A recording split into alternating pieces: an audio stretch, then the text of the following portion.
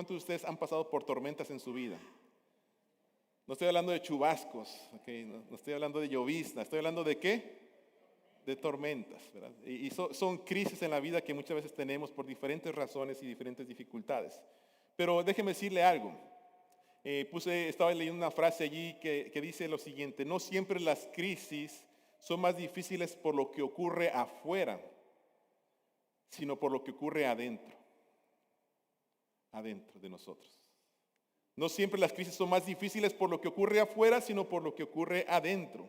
Y con esto me refiero a las batallas mentales que tenemos en medio de esas pruebas, en medio de esas dificultades, y que muchas veces son más difíciles que lo físico. E inclusive usted conoce que grandes atletas, usted puede pensar en grandes basquetbolistas, jugadores de fútbol, pueden tener mucho talento, pero ese talento se ve mermado, se ve que baja su rendición si no está bien mentalmente. Inclusive, hermanos, el poder controlar la mente afecta la forma en que nosotros reaccionamos, en la forma en que nosotros nos comunicamos, en la forma en que sentimos. Por eso es que algunos ven la mente como un campo de batalla, como un campo de batalla. Es algo que muchas veces estamos lidiando allí por lo que pensamos, por cómo reaccionamos. Y escuché una frase que decía: un pensamiento que se repite mucho se vuelve una creencia. Escuchen eso: un pensamiento que está mucho en tu mente se vuelve una creencia. Y esa creencia se vuelve una actitud. Y esa actitud se vuelve una decisión. Y esa decisión se vuelve entonces un resultado o una consecuencia en tu vida. ¿Cuántos de ustedes, verdad, dicen así: yo no puedo hablar inglés? Levante su mano. ¿Cuántos de ustedes han dicho eso? No me dejen solo. Yo no puedo hablar inglés. Y usted lo repite, dice: yo no puedo hablar inglés, yo soy burro para el inglés, yo no se me pega nada, tengo cabeza de ¿qué? De teflón. Y tanto lo repetimos que se ha vuelto una ¿qué? Creencia. Y esta creencia se ha vuelto una actitud, porque cuando alguien te dice: repite conmigo, I love you. No, yo no puedo decir eso. No puedo. Y esa actitud se ha vuelto una decisión de decir: yo jamás aprenderé inglés porque no puedo. Les voy a poner otro ejemplo. ¿Cuántos de ustedes no pueden cantar? ¿Y quién les dijo que no pueden cantar? Pastor, no me escucha que como hablo. No me ve, pastor, cómo hablo. Se me va la voz. Pero la realidad es que tanto el inglés como cantar, hermanos, el hacer un deporte, tiene que ver con ¿qué? Con la práctica. Eso lo sabemos. Pero más sin embargo nuestra mente ha estado ¿qué? No puedo. Pero también, hermanos, nuestra actitud se ha visto moldeada muchas veces por esa parte de que decimos: así soy. ¿Y qué? Así voy a morir. ¿Cuántos de ustedes son enojones? ¿Por qué no levantan la mano, hermanos? Les estoy preguntando para que. ¿Cuántos de ustedes son enojones? ¿Quién les dijo eso? Mi esposa, mis hijas, mi mamá, mi papá. Y usted lo escuchó y usted dice: lo creo. ¿Soy bien qué? Soy bien enojón. Pero nadie nace enojado, hermanos. Bueno, no sé, algunos así. Nos hemos creído lo que nos dice la gente, nuestros padres, hijos, hermanos. Eres un enojón, eres un flojo, eres un tonto, eres un bueno para nada. Por eso, hermanos, dicen que la mayoría, hermanos, de las victorias o derrotas comienzan en la mente. La mayoría de las victorias o derrotas comienzan en la mente. El autor Craig Groeschel dice en un libro que estoy leyendo, dice, la vida que tenemos, escuchen esto, la vida que tenemos es un reflejo de lo que pensamos. Escuche eso, la vida es un reflejo de lo que pensamos. ¿Me lo ponen ahí en pantalla, por favor? Gracias. Porque dice él, los pensamientos determinan en quién nos convertiremos mañana. Escuche eso. Nuestros pensamientos determinan en quién nos convertiremos mañana. ¿Usted quiere ser un abuelito feliz o un abuelito gruñón? ¿Ah? Pregunto. Feliz. La forma en que usted piensa va a determinar cómo va a ser mañana. Y dice esto el autor, dice, y aún algo más sorprendente es que probablemente ni siquiera nos damos cuenta de que eso está ocurriendo. Ahora, esto lo dice un autor de este siglo. Pero hermanos, la escritura ya lo decía hace más de 3000 años con el rey Salomón. En Proverbios capítulo 23, versículo 7 dice esto, porque cuál es su pensamiento en su corazón, dice, tal es él. O sea, que lo que nosotros pensamos, hermanos, está moldeando lo que nosotros hacemos el día de hoy. Entonces, con esto, hermanos, en mente, yo quiero invitarles a que usted vaya en su Biblia al libro de Marcos, capítulo 4. Si trae sus Biblias, por favor, abra sus Biblias en el libro de Marcos, capítulo 4. Yo quiero que usted aprenda, hermanos, a ver la escritura como una herramienta, hermanos, que no está ahí solamente para tener letras en medio de papel, sino como herramientas que le dan instrucción para su vida. Marcos capítulo 4, versículo 35 al 41. Es una historia que ustedes conocen muy bien. Es Jesús calmando la tempestad. Jesús calmando la tempestad. Pero si usted trae su Biblia, mire, yo quiero que note, por favor, en el capítulo 4, si usted tiene la Reina Valera, porque hay otras versiones que no la tienen, pero Jesús, Él está enseñando por varias horas a la gente y a sus discípulos que están alrededor. ¿Cómo empieza el capítulo 4? ¿Cuál es la parábola que enseña el capítulo 4? ¿La parábola de qué? Del sembrador. Y la parábola del sembrador nos enseña que todo lo que nosotros escuchamos de la palabra de Dios, del reino de Dios, depende de la actitud en la que recibimos. Y luego viene la siguiente parábola. ¿Cuál es? Es la lámpara. La lámpara que nos enseña que no hay nada oculto que no haya de ser revelado. Y luego viene otra parábola, la parábola de la semilla, que habla de un proceso de crecimiento donde Dios nos enseña que Él sigue obrando aunque el hombre no lo entienda. Y luego, después de esa parábola, hermanos, viene la parábola de ¿cuál? La semilla de la mostaza, que dice que donde Dios nos enseña que Dios, ¿verdad?, lo más pequeño en sus manos lo puede hacer grande, grande, grande. Y entonces, hermanos, escuchen esto, los discípulos escucharon estos mensajes. Y quiero que noten lo siguiente, los discípulos escucharon de Jesús estos mensajes de fe, de confianza, de crecimiento en Dios. Y escuchen, vean esto, antes de la tormenta viene la enseñanza. ¿Lo captaron? Antes de la tormenta, Dios está hablando. Antes de la tormenta, Dios está formando. Dios quiere que nosotros escuchemos. Pero ¿saben cuál es la pregunta aquí? La pregunta es, ¿estamos escuchando la palabra? ¿Estamos poniendo atención a lo que Dios nos está diciendo? Y entonces, hermanos, esto nos revela una gran verdad, porque no basta oír la verdad del evangelio. Llega el momento en que esa verdad se tiene que poner a pruebas en medio de la tormenta. En medio de la tormenta. Así que, ahora sí entramos a nuestra historia en el versículo 35. Vamos al versículo 35. ¿Cree usted que Jesús está presente en las noches más oscuras, hermanos? Amén. Mire lo que dice el versículo 35. Aquel día, cuando llegó la noche, les dijo, pasemos al otro lado.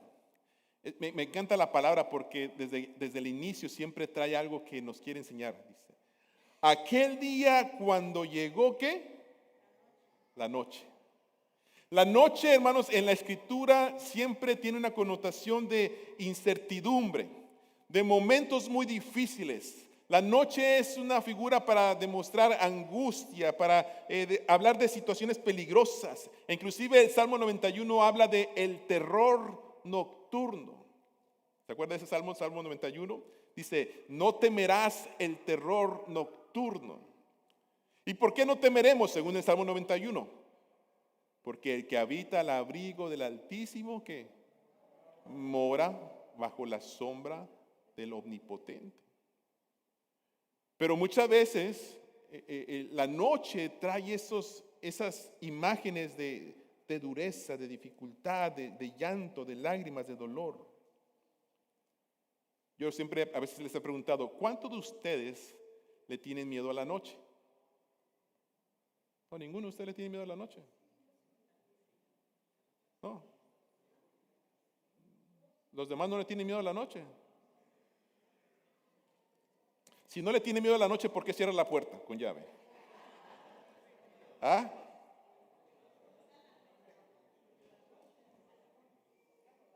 Pregunta válida, ¿no? ¿Por qué le pone seguro a la ventana? ¿Por qué pone cámaras alrededor de su casa? ¿Ah?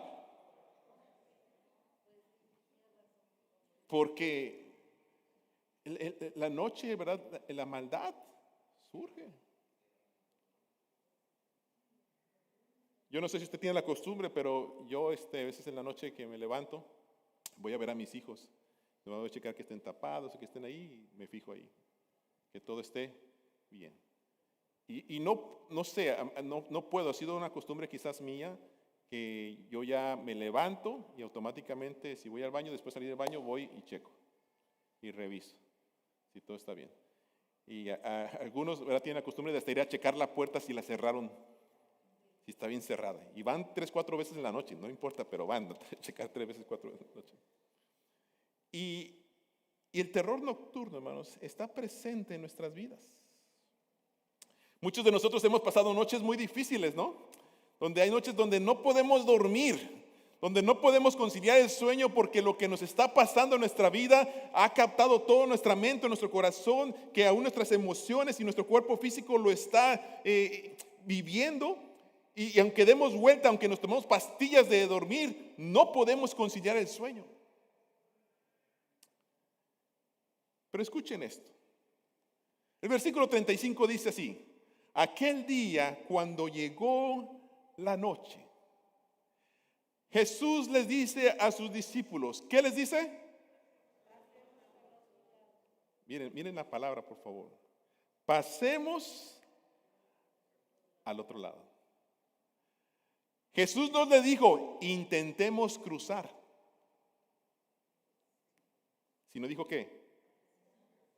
Pasemos al otro lado. ¿Ya lo ve o no lo ve todavía? La palabra de Jesús era una palabra de promesa y de propósito.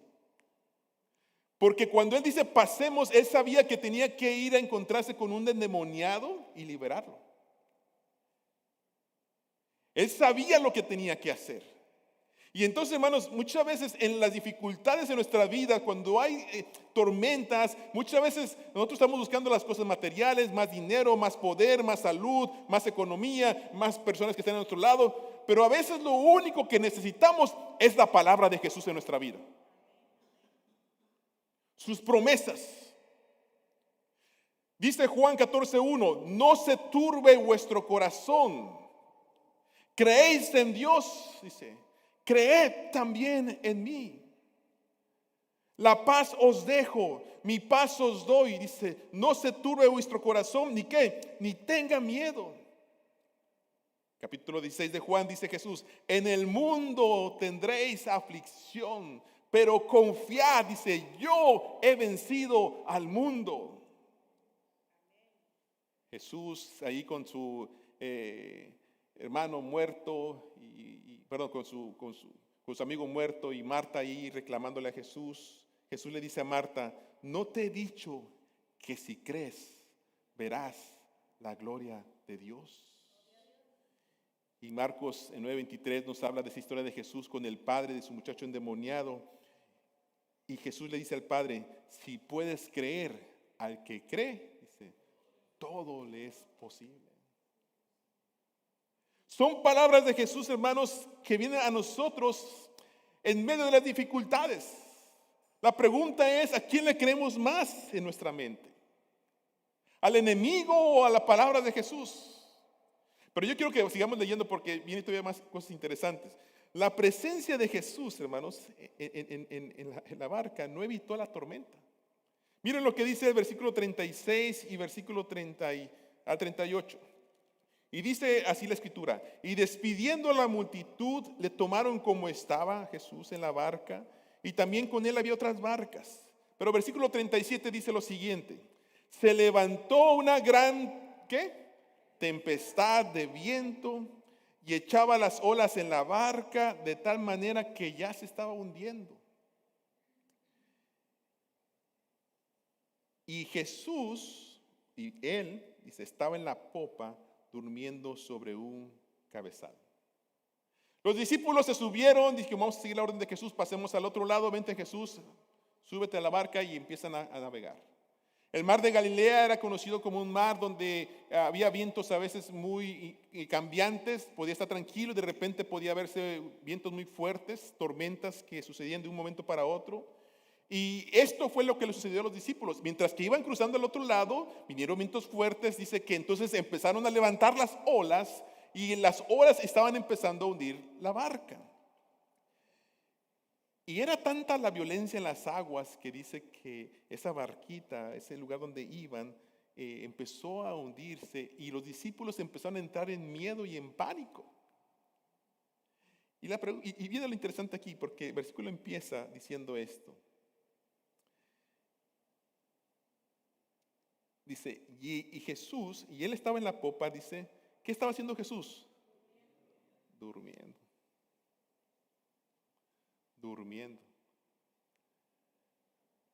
Lo primero que quiero que vean, hermanos, es esto. Cuando nos sale el texto, es que la presencia de Dios en nuestra vida, escuche esto por favor, la presencia de Dios en nuestra vida no es garantía de ausencia de problemas. Si Dios está conmigo, no significa que no voy a tener luchas. Muchos cristianos piensan que porque si están orando más, si están sirviendo más, si están caminando más con Dios, no van a tener problemas. E inclusive cuando vienen las dificultades y usted dice, Señor, pero si soy pastor, si oro todos los días, si leo tu palabra, ¿por qué a mí? ¿Se ha preguntado eso alguna vez? ¿Por qué a mí? Pero el Evangelio, hermanos, nunca prometió ausencia de tormentas. El Evangelio, hermanos, sí promete presencia divina en medio de ellas. Por eso es que usted y yo cuando estamos en medio de las tormentas, hermanos, nos damos cuenta que no se trata, hermanos, de ver qué tan grande es la dificultad, sino de ver qué tan grande es el que está con nosotros. Muchas veces ponemos al dolor como algo inexplicable, como algo que no podemos pasar, pero para lo que nosotros es imposible, para Dios es ¿qué? Posible. ¿Cuántos de ustedes creen que Jesús está en medio de sus dificultades? Pero déjeme meter en el texto un poquito más, porque el problema no es creer que Jesús va con nosotros. Ese no es el problema. El problema para los discípulos no es creer que Jesús está con ellos. El problema es que ellos están viendo a Jesús ¿qué? Durmiendo. Jesús está durmiendo. Y la pregunta que tengo para ustedes, ¿por qué Jesús duerme? ¿Por qué Jesús estaba durmiendo en medio de una tormenta? ¿Por qué? ¿Qué se imaginan? ¿Quiere estar tranquilo? ¿Usted cree eso? Cheque el pasaje. ¿Por qué? A ver, dígame por qué. Quiero saber por qué. ¿Por la confianza en Padre Dios? para ponernos a prueba. La realidad, hermanos, es que Jesús duerme primeramente porque Jesús era verdaderamente humano. Jesús se cansó. Se les acabó de decir que venía de predicar, de enseñar, de sanar. Y él, cuando se sube a la barca, su cuerpo cansado se apagó. Él estaba dormido. Cristo conoce, hermanos, el cansancio real, conoce el cuerpo limitado del ser humano. Usted y yo, hermanos, tenemos un límite de cuánto podemos aguantar, de cuánto podemos hacer. Él lo conoce. Si Jesús no hubiera sido, hermanos, Él no hubiera tenido necesidad ni de comer, ni de descansar, ni de tomar algún tipo de irse a apartarse a orar. No hubiera tenido necesidad de eso. Pero ¿sabe qué me gusta de esto, hermanos? Es que entonces, si Jesús conoce el límite del ser humano, sabe qué es lo que vivimos, entonces me recuerda a mí que Jesús sabe qué es lo que tú estás sintiendo hoy. Jesús sabe que estás cansado. Jesús sabe que estás triste. Jesús sabe que sientes que no puedes más, que tus fuerzas se han debilitado y que tu límite ya llegó a donde tiene que llegar, ya no puedes más. Jesús lo sabe. ¿Cuántos creen eso?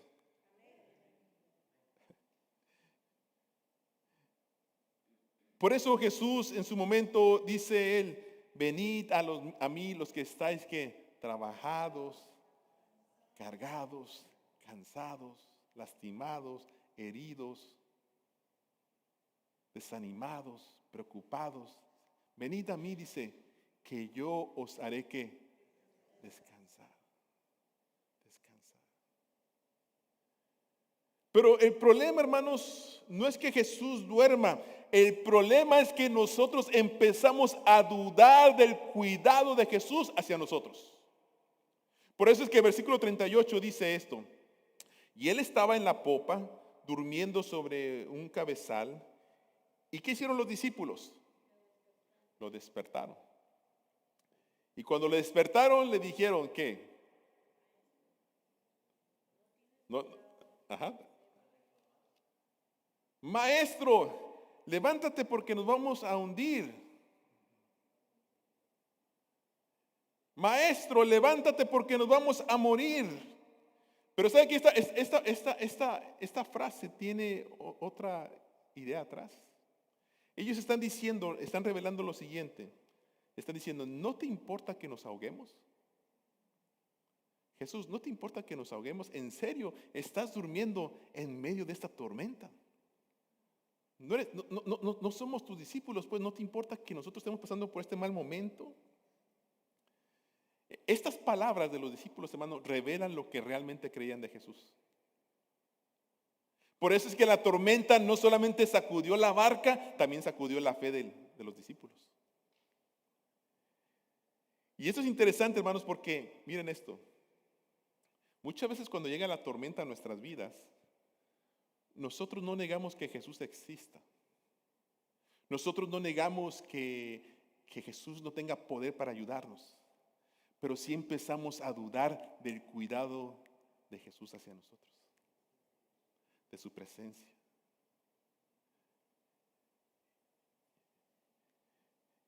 ¿No se ha sentido usted que a veces cuando tiene una situación, un problema, una dificultad, una enfermedad, usted pasa al altar y siente que Dios escucha a todos, menos a quién?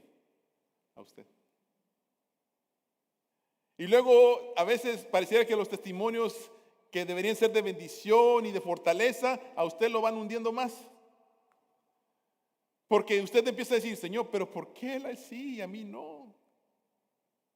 ¿Cuántos años tengo orando para que mi hijo se acerque a tu casa? Y la hermana oró nomás una semana y aquí está su hijo. Señor, ¿por qué a ella sí la sanaste de cáncer y a mí no me sanaste de cáncer? No, y algunos que han sido sanados de cáncer no una vez, 2, 3, 4 veces. Tenemos personas que Dios los ha sanado varias veces. Y algunos de ustedes dicen, pero Dios no sanó a mi papá, Dios no sanó a mi mamá, Dios no sanó a mi hermana, a mi tío. ¿Por qué te lo llevaste, Dios? Y ya no luchamos, hermanos, escuchen esto, ya no luchamos solamente con la crisis, sino empezamos a luchar con lo que pensamos de Dios. Alguien me decía esta semana, una hermana mayor me decía, pues yo ya estoy listo para partir, pastor.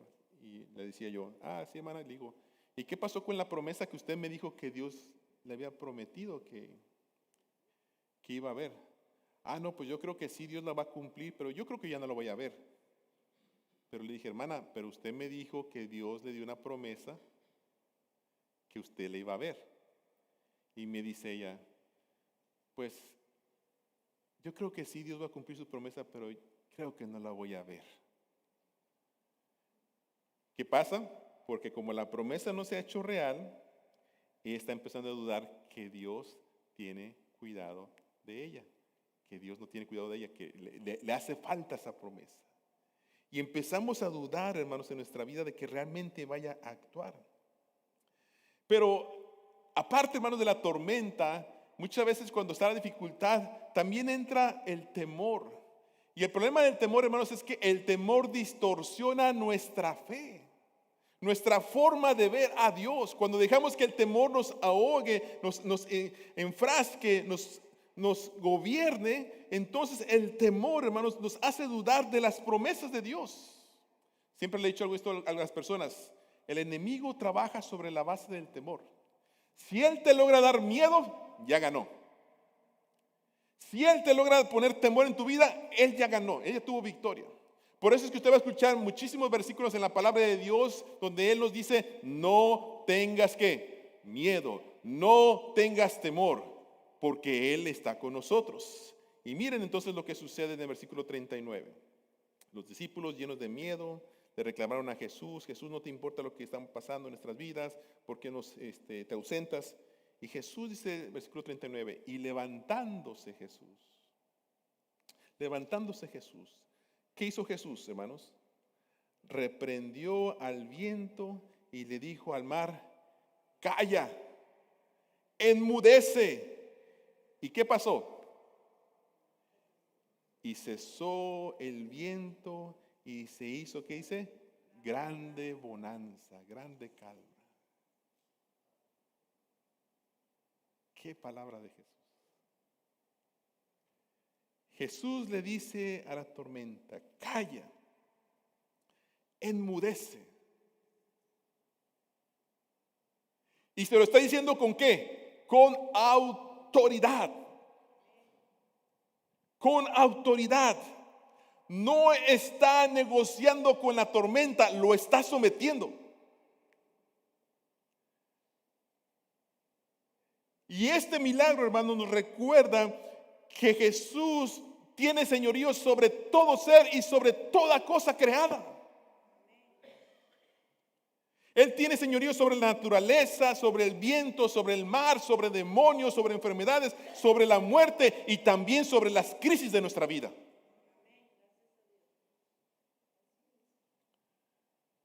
Por eso es que cuando Jesús habla, hermanos,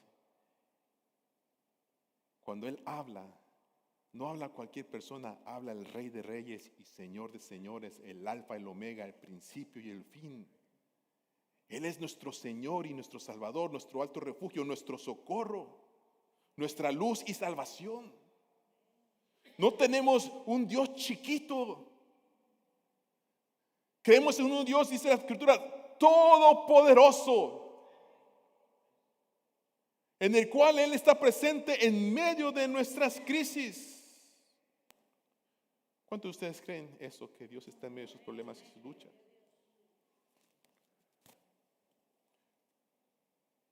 Déjeme decirle esto, lo que para nosotros es caos, para Cristo sigue estando bajo su autoridad. Lo que para mí es lucha, hermanos, para Cristo, hermanos, está en control. Porque Él nos está formando, nos está moldeando. Él sabe lo que quiere hacer en nuestras vidas. Por eso, hermanos, los siguientes versículos tienen mucho que hablarnos a nosotros. Versículo 40 y 41 dice lo siguiente. Jesús cayó al mar, lo enmudeció, se hizo grande calma y luego les hace una pregunta a sus discípulos. ¿Cuál es esa pregunta? ¿Por qué estáis tan asustados? ¿Por qué estáis tan asustados? Y luego la siguiente pregunta es más directa. ¿Por qué no tienes fe? ¿Por qué no tienes fe? Fíjese que las tormentas, hermanos, no solamente revelan nuestras emociones, revelan realmente cómo creemos en Jesucristo. Revelan nuestra fe. Los discípulos ya habían visto milagros de Jesús, habían escuchado sus enseñanzas, habían caminado con Cristo, pero cuando llegó la crisis, ¿qué empezó a dominar más? El miedo, la duda, el temor. Y eso también nos sucede a nosotros. Mientras que la barca está estable en nuestra vida, mientras que no haya tormentas, nosotros creemos en Dios. Pero cuando llega la enfermedad, cuando llega la preocupación, cuando llega la pérdida, cuando llega la ansiedad, cuando llega la crisis familiar, cuando llega la incertidumbre, entonces se revela si realmente estamos descansando en Dios.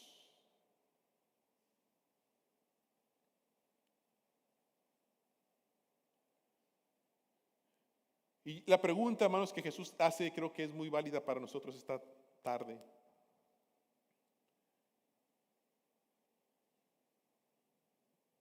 ¿Cómo todavía no tienes fe? Déjeme decirle esto. ¿Cuántos de ustedes han visto milagros de Dios en sus vidas? ¿Cuántos de ustedes han tenido oraciones que Dios ha contestado a favor de ustedes?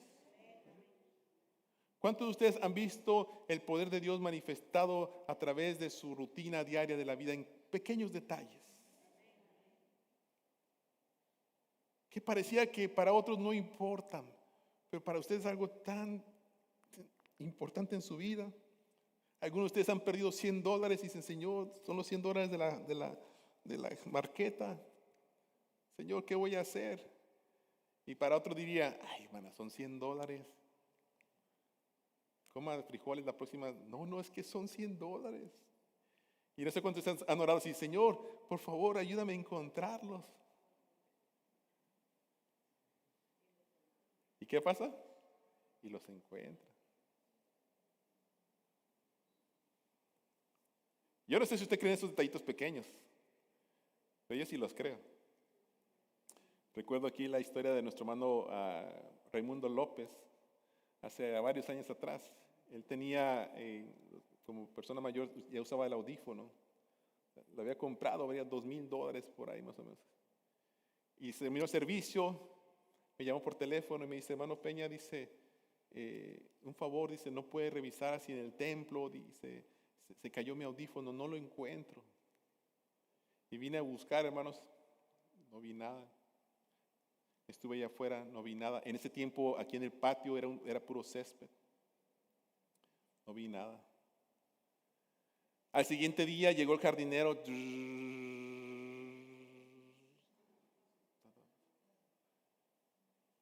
Y no sé por qué me quedé con esa sensación, hermanos, de la preocupación del hermano que había recién comprado sus audífonos. Ese día que vine a orar al templo, le dije, Señor, así le dije, esas son mis palabras. Señor, dame ojos para ver el audífono del hermano. Dame ojos. Dije, si está aquí, Señor, dame ojos.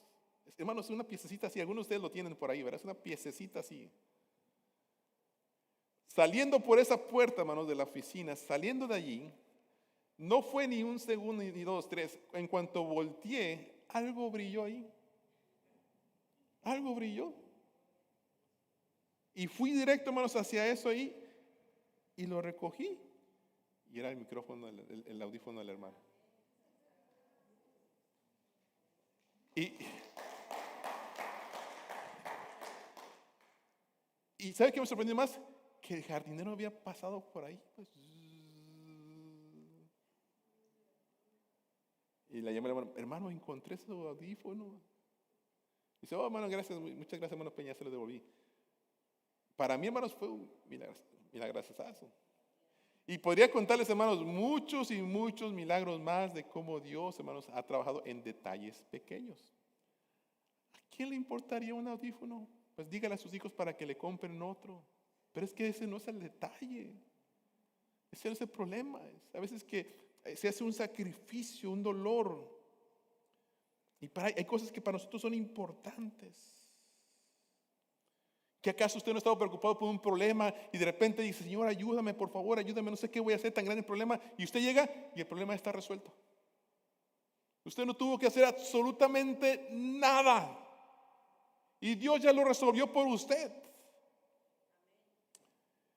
Por eso, hermanos, el versículo 41 termina así diciendo esta historia. Dice, entonces los discípulos temieron con gran temor y se decían el uno al otro, ¿quién es este que aún el viento y el mar, qué dice? Le obedecen. Escúcheme por favor, no es que no sabía nada de Jesús. Esta pregunta, ¿quién es este?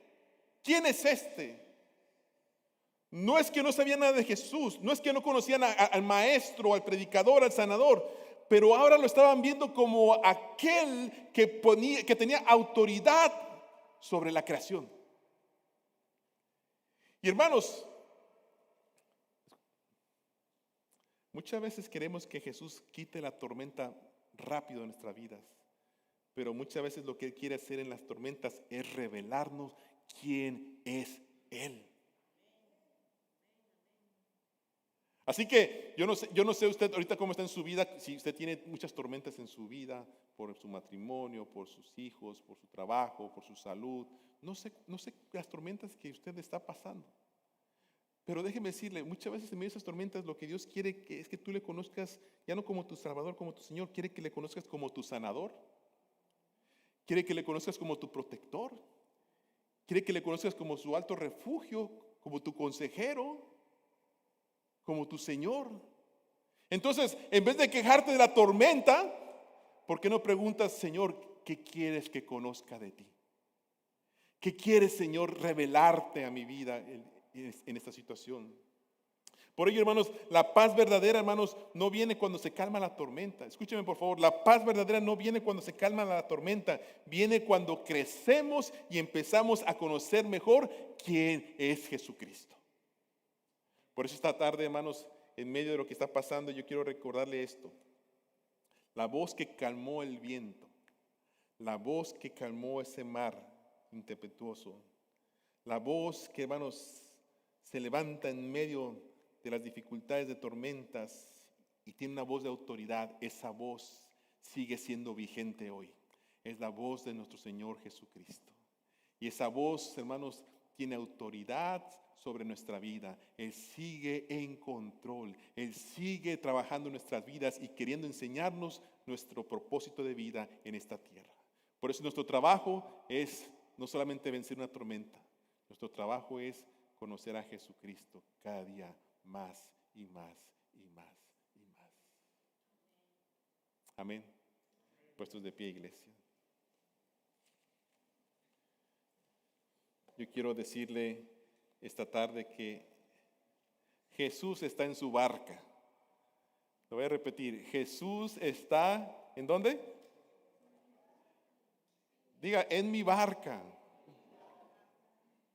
¿Cree usted eso, hermanos? Yo lo creo. Y si Jesús está en mi barca, Él está ¿qué? En control. Y si Jesús está en control, eso significa que nunca ¿qué? Me va a abandonar. Y que Dios va a proveer lo que necesito en mi vida. Queremos orar por ustedes, hermanos. ¿Cuántos de ustedes tienen esa batalla mental, del corazón, y necesitan descansar en Dios en esta tarde?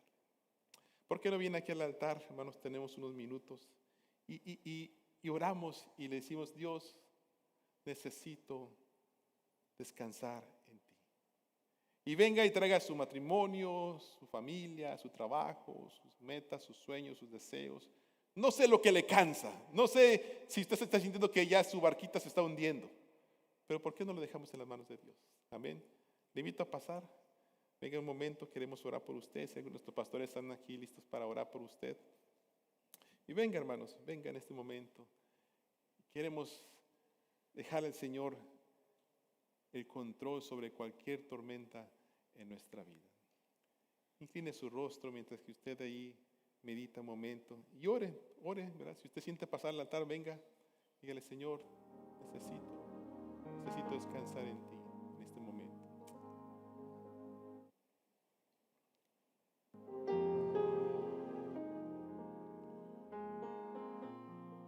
Nuestro Dios es un Dios de poder, hermanos.